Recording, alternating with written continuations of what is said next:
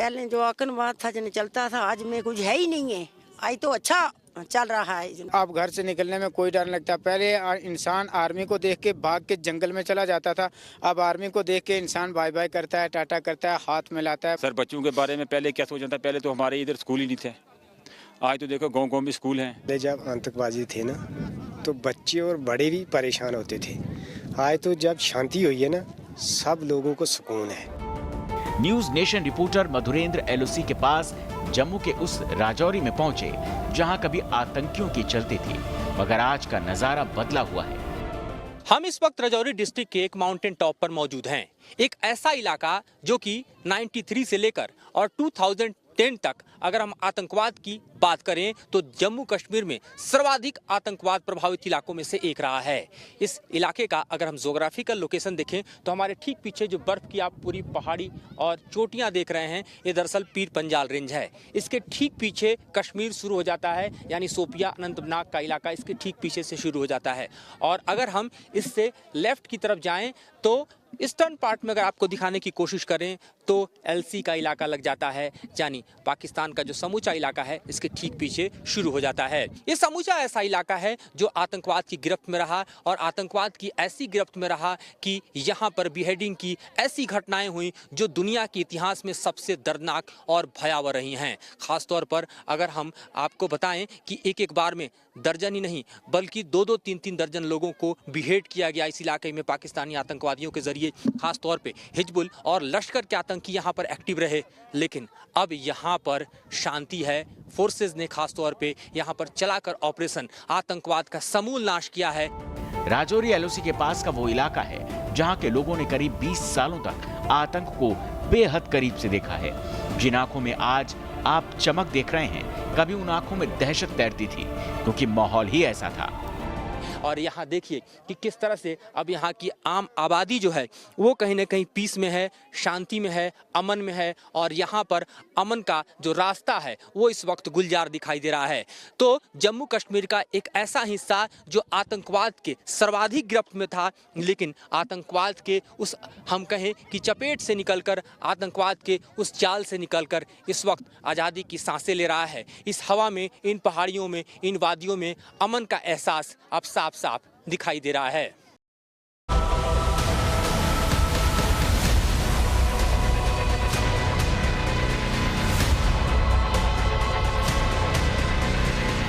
राजौरी ने नरसंहार का वो वक्त कैसे झेला, कैसे सेना को ही स्थानीय लोग अपना सबसे बड़ा दुश्मन समझते थे, कैसे पाकिस्तान से आए आतंकी यहाँ के युवाओं में हिंदुस्तान के लिए नफरत का जहर घोलते हैं, ये आपको सिलसिलेवार तरीके से बताएंगे। लेकिन उससे पहले आज की तस्वीर देख लीजिए। दिसंबर की हाड़ कंपाती ठंड में इंडियन आर्मी ने पूरे इलाके में कैंप लगा रखे हैं। ये देखिए मेडिकल कैंप, जहां मुफ्त दवाएं बांटी जा रही हैं। अब इस दूसरे कैंप को देखिए, यहाँ महिलाओं और बच्चों को कपड़े दिए जा रहे हैं। ठंड से बचने के लिए लोगों को गर्म कंबल आर्मी के जवान खुद अपने हाथों से बांट रहे हैं। यकीनन लोगों के चेहरों पर संतोष है। आतंक की तपिश झेलने वाली आबादी जब अमन का एहसास करती है तो उसकी फीलिंग क्या होती है, इन चेहरों पर मुस्कान के जरिए आप समझ सकते हैं।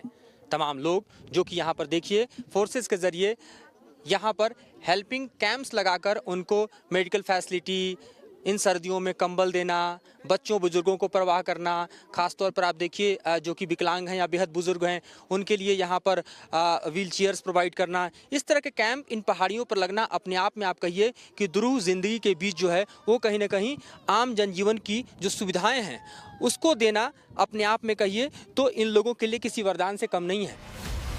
आज राजौरी की फिजाओं में अमन का एहसास किया जा सकता है, लेकिन 10-15 साल पहले यहाँ हालात ऐसे नहीं थे। आतंकियों की हिमाकत इतनी बढ़ गई थी कि वो यहाँ लोगों से सड़क पर नाका लगाकर हफ्ता वसूलते थे। 93 से 2010 तक की अगर बात करें, हिजबुल और लश्कर जैसे आतंकी जो हैं यहाँ पर ऑपरेट करते रहे। यहाँ पर हालात इतने ख़राब थे कि टैक्सेस देने पड़ते थे लोगों को, तब जाके उनका एक चेक पोस्ट से दूसरी तरफ जो है वो कहीं ना कहीं मूवमेंट हो पाता था, क्योंकि आतंकियों के चेक पोस्ट इस इलाके में लगते थे। तो आप समझ सकते हैं कि किस तरह से आतंक से प्रभावित ये राजौरी और रियासी का इलाका रहा है। लेकिन यहाँ पर लगातार ऑपरेशन चलाए गए और 2010 के बाद कोई ऐसा बड़ा इंसिडेंस यहाँ पर नहीं हुआ जिसके ज़रिए कहा जाए कि आतंकवाद के नासूर यहाँ अब भी जिंदा हैं। लेकिन छिटपुट घटनाएं चूंकि इन्फिल्ट्रेशन के चलते इस इलाके में होती है, पर उस पर आसानी से काबू यहाँ पर फोर्सेज पा लेते हैं। यहाँ पर जो फोर्सेज हैं, यहाँ पर जो सरकार के स्कीम्स हैं वो पहुँच रहे हैं, जिसके चलते लोगों को देखिए कि चाहे मेडिकल कैंप हो या फिर उनके अंदर सेंसिटाइजेशन करना हो, उनके साथ साथ जो है यहाँ पर कोविड के कैंप्स हों और इसके अलावा जो सामाजिक सुविधाएं हैं वो यहाँ पर फोर्सेज प्रोवाइड कर रही हैं। पहाड़ियों के बीच दौड़ रही इस छोटी बच्ची को देख रहे हैं आप। आज के बच्चों को यूं आजाद हवा में सांस लेना कल के राजौरी में किसी सपने से कम नहीं था। सिंदूर बिंदी लगाकर बैठी इन महिलाओं को कभी भी अपने सुहाग के लुट जाने का डर था। दहशतगर्दी की ऐसी ही अनगिनत कहानियां यहाँ के लोगों को आज भी याद हैं। डर लगता है अभी इस इलाके में जैसे पहले लगता? नहीं डरता। कोई सेब लाका है, कोई गदर हो चुका है हम आपके साथ। बहुत इधर में मारे गए बंदे, इधर में डर है, इधर में डाल कर मारे, जाल कर मारे, बहुत कुछ किया। आज बहुत सहूलत हो गई है। 2010 में कम हुए थे, फिर 2014 में बढ़ गए थे, फिर आस्ता आस्ता ख़त्म होते होते तो ख़त्म हो चुके हैं। अब डर नहीं लगता आपके इलाके? अब तो शांति है, अब कोई डर नहीं है। सर तंग करते थे गरीब, हमारे जैसे गरीब या घर में जाते थे, खाना मांगते थे, लो खाना, मुर्गा लाओ, घी लाओ, हम गरीब कहाँ से लाते थे। राजौरी का अगर वक्त बदला है, यहाँ दहशतगर्दी पर अगर लगाम लगाई गई है, यहाँ लोगों का अगर भरोसा जीता गया है, तो उसके पीछे सेना का बड़ा योगदान है। जो लोग आज सेना के हाथों मदद पा रहे हैं, एक वक्त ऐसा भी था कि वही लोग सेना को देखकर भाग जाते थे, और ये सब होता था पाकिस्तान और वहां से आए भाड़े के आतंकियों के बहकावे में। वो ऐसा दौर था कि जब एक बच्चा सुबह घर से निकलता था, माँ दुआ करती थी कि सलामती बच्चा ही घर आ जाए। आज ऐसा माहौल अच्छा हुआ, ऐसा दौर अच्छा हुआ, आर्मी की तरफ से इतनी सहूलत और इतनी सुविधा दी जा रही है। दवाइयाँ घर से बुला के, कैंपस करके, कंबल, कपड़े, बच्चों के कपड़े, मवेशी, एनिमल्स की दवाइयाँ।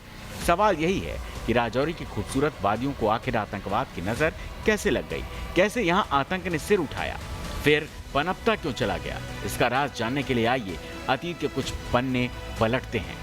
वो साल 90 के दौर का था, जब घाटी में आतंक की जड़ें गहरी हो रही थी। पाकिस्तान ने हिंदुस्तान के इस हिस्से को अस्थिर बनाने के लिए अपनी पूरी ताकत झोंक दी थी। जगह जगह कश्मीरी पंडितों का कत्लेआम किया जा रहा था।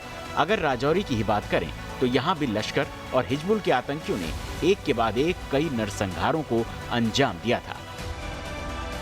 आतंक की आग में जब इलाका झुलस रहा था तो 1993 से 2010 के बीच में कई ऐसी आतंकी दिल दहला देने वाली घटनाएं हुई जिसे अब भी जिक्र करें तो सिरन पैदा होती है, रोंगटे खड़े हो जाते हैं। हमारे ठीक पीछे जो रेज लाइन का एरिया आप देख रहे हैं, इसी इलाके में थोड़े डाउन्स में एक इलाका है जिसे प्राणकोट कहते हैं, और यहीं पर लश्कर के आतंकियों ने 28 लोगों के गर्दन काट दिए थे। इस इलाके की सबसे बड़ी आतंकी घटना थी, जो आज भी हम कहें कि जम्मू कश्मीर के आतंकवाद के इतिहास में सबसे बड़ी घटनाओं में से एक मानी जाती है।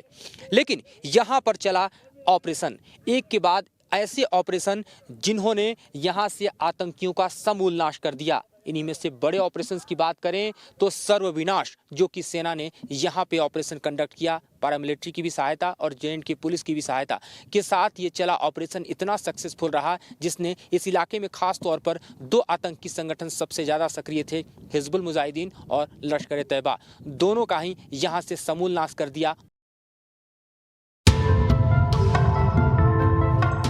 राजौरी में आतंक ने अपने पैर पसारे तो इसकी एक बड़ी वजह एलओसी से इसका बेहद करीब होना है। सिर्फ इस साल की बात करें तो राजौरी में अभी तक 4000 से ज्यादा सीज फायर की घटनाएं हो चुकी हैं। नौशेरा, सुंदरबनी और कालाकोट राजौरी के वो इलाके हैं जिन्हें आतंकियों ने खास तौर से अपना शिकार बनाया।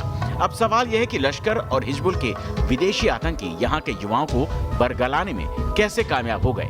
ये जानने के लिए हमने कई ऐसे लोगों से बात की जिन्होंने पाकिस्तान के बहकावे में आकर कभी आतंक का रास्ता अख्तियार किया था। उनके दिमाग में नफरत का ऐसा बीज बोया गया था कि ये अपने ही लोगों के जान के दुश्मन बन बैठे। खुद इन्हीं से सुनिए पाकिस्तान से आए भाड़े के दहशतगर्द कैसे लालच देते थे। कहते थे मतलब फ्रीडम स्ट्रगल के लिए आ जाओ, हथियार उठा लो, या फिर इसके लिए आप जिहाद करो। किस तरह के शब्द, किस तरह की बातें आप लोगों के दिल दिमाग में डाली जाती थी?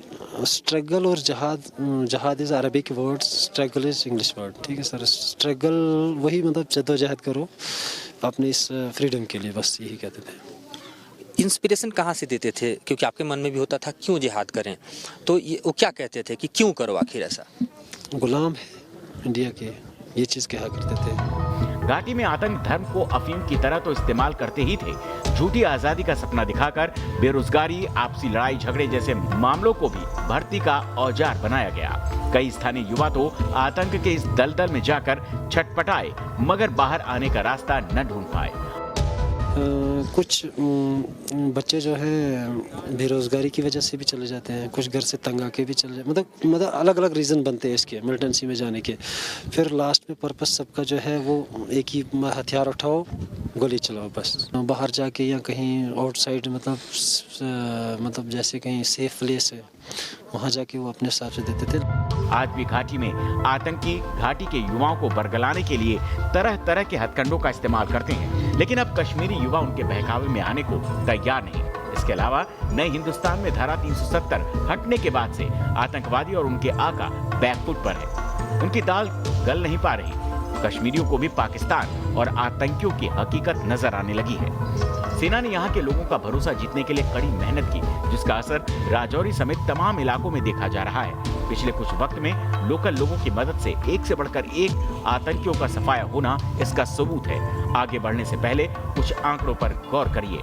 2016 में कश्मीर में ऑपरेशन ऑल आउट शुरू हुआ। तब से अब तक कुल 1043 आतंकी मारे जा चुके हैं। इनमें सब्जार भट्ट और बुरहान वानी से लेकर मन्नान भट्ट जैसे दर्जनों आतंकी कमांडर मारे जा चुके हैं। हालात ये है कि आतंकी संगठनों की कमर पूरी तरह टूट चुकी है। आइए जल्दी से ये भी देख लीजिए कि बीते 5 सालों में आतंक पर कैसे प्रहार हुआ है। साल 2016 में 165 आतंकी मारे गए, 2017 में 220, 2018 में 271, 2019 में 163 और 2020 में अब तक 224।